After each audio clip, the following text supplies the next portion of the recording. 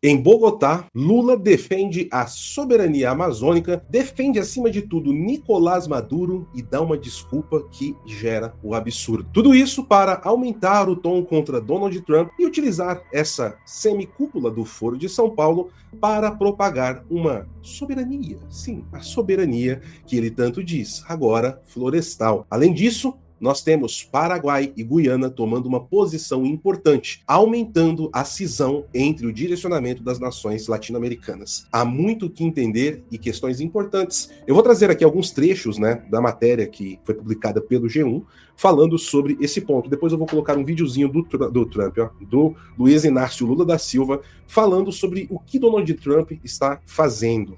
O presidente Luiz Inácio Lula da Silva afirmou nesta sexta-feira, 22, que os países ricos utilizam a luta contra o desmatamento como justificativa para medidas protecionistas e usam o combate ao crime organizado como pretexto para violar a soberania de países menos desenvolvidos. Então, deixa eu ver se eu entendi aqui a situação do que o Lula está falando. O Lula está falando que os países ricos, como a França do Macron, usam o protecionismo, a Noruega, que vive dando dinheiro para as ONGs de esquerda, financiando os partidos progressistas, os grupos progressistas no Brasil, usam a questão do desmatamento para uma justificativa para medidas protecionistas, que o Bolsonaro falava isso, por exemplo, a direita sempre denunciou isso, e agora o Lula está falando isso, mas... Então, isso é uma defesa para continuar desmatando, Lula? Bom, isso é o que a mídia possivelmente colocaria para nós, se o presidente fosse outro. Eu vou colocar aqui então um vídeo do Luiz Inácio falando sobre, para nós analisarmos juntos. Só um momentinho aqui, pessoal, deixa eu preparar a tela. Vamos lá, tá aqui, colocar o Lula em tela cheia para vocês. Aqui está, vamos ouvir.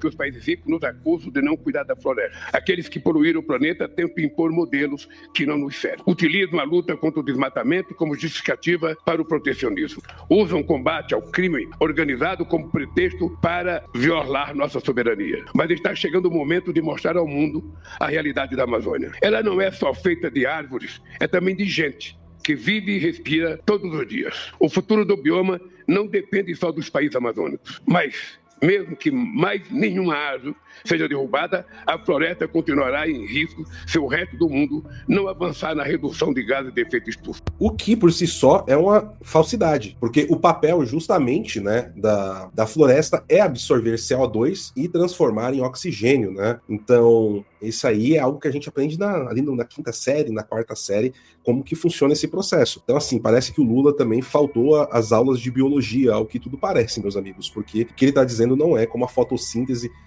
ocorre. O papel da floresta amazônica, entre outros também, é fazer esse processo. Inclusive, a gente já trouxe aqui a doutora Rafaela Nascimento, em outras oportunidades, ela já escreveu vários artigos lá no nosso portal, no PH Vox, falando sobre a iniciativa do CO2 e como existem muitos mitos por trás disso.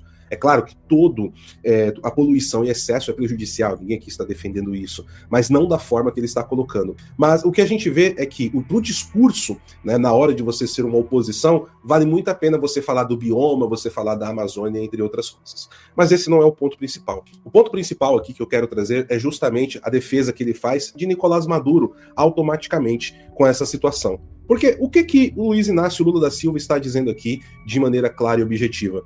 Olha, o Donald Trump, ele está usando essa questão do combate ao crime organizado para poder oprimir os países subdesenvolvidos, Então, isso significa que é uma justificativa para violar soberanias? Bom, se você tem sérios problemas de violência, e os problemas que você tem de violência, no caso aqui, o tráfico internacional de drogas, está gerando um êxodo de pessoas, de imigrantes ilegais para um país, está levando uma quantidade absurda de drogas, de criminosos para dentro do país, tráfico de armas, tráfico de material base para você produzir outras drogas como o próprio fentanil. Então, o que você faz nessa situação?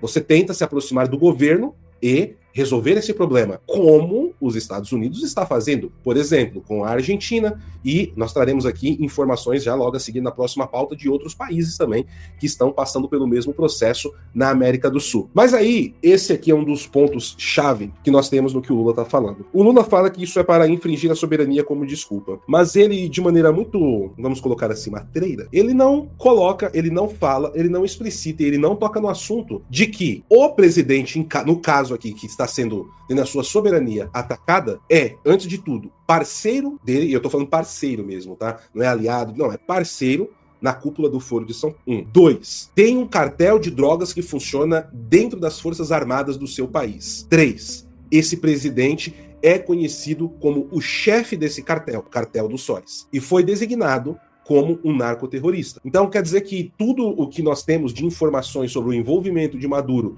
como chefe de um dos maiores cartéis do mundo é criação imperialista e estadunidense? Meu caro, que aqui assiste, de repente você pode não ter nenhuma simpatia pelos Estados Unidos, é lícito, ninguém é obrigado a gostar de outra cultura, você pode não ter nenhuma simpatia por Donald Trump também, completamente lícito. Só que uma coisa é você não gostar de determinada figura ou das ações de determinado país. Outra coisa é a realidade prática que vai sendo imposta.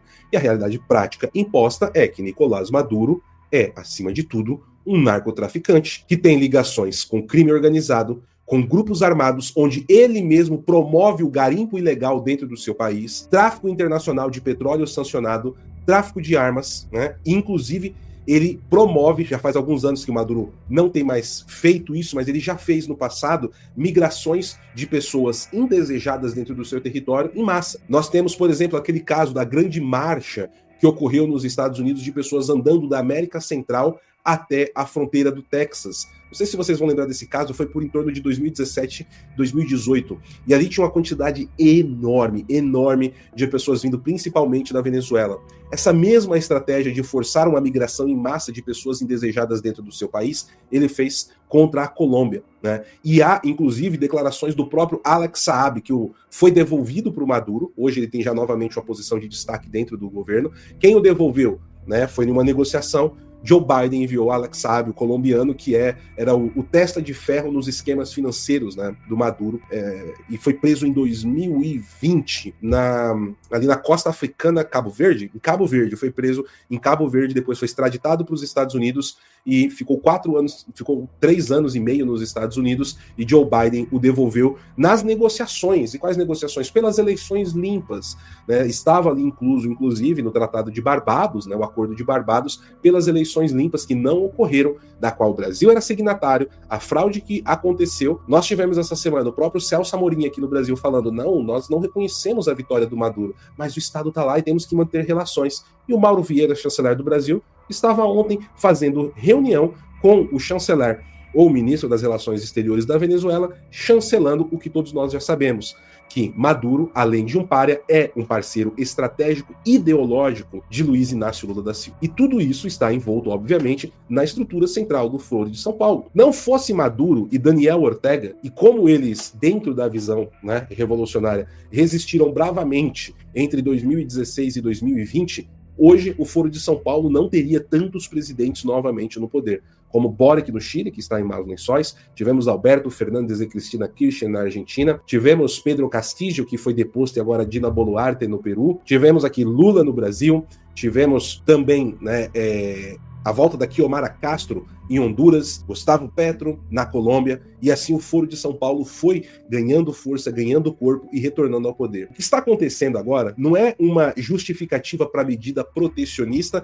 ou pretexto para violar a soberania. O que está acontecendo é que existe agora um governo nos Estados Unidos que tem duas políticas muito fortes. A primeira política é, sim, a de combate aos cartéis de drogas e a entrada de drogas ou aditivos para as drogas nos Estados Unidos. Segundo, a doutrina Moral mais Donald, né, que está sendo chamada de Donald, que eu já citei aqui várias vezes, que classifica os Estados Unidos, a América Latina, como uma área, né, de influência americana ali na sua força gravitacional geopolítica. Os Estados Unidos está voltando a essa doutrina que era muito mais forte no século XIX. O absurdo em tudo isso é Luiz Inácio Lula da Silva tratar a questão do crime organizado como pretexto. E o Brasil, que sob Lula, aumenta cada vez mais a violência. Quem vive nas grandes cidades, você pode até dizer aí da sua cidade, se você não sentiu o aumento da violência, né, nos últimos 3 anos, se tudo isso não piorou. E nós temos aqui no Brasil, inclusive, o PCC e o Comando Vermelho, que foram solicitados para serem classificados como terroristas.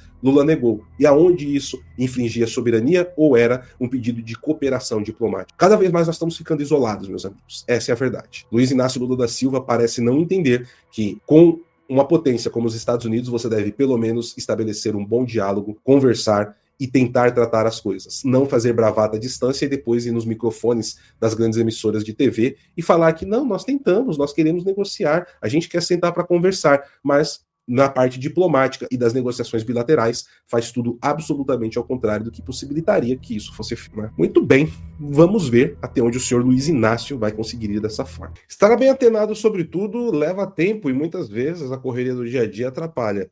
E nós temos aqui, por princípio, sempre nos aprofundarmos, mas você, muitos momentos, precisa ali de uma pílula rápida para estar antenado no que está ocorrendo. E é justamente por isso que fizemos aqui o canal de cortes do PH Vox, onde você vai ter os melhores trechos recortados para agilizar o seu dia a dia no entendimento. Então se inscreva aqui no canal, fique atualizado e vamos juntos. E se você quiser ter a geopolítica descomplicada, se inscreva no nosso canal principal também. Idem Vele, idem Nolem.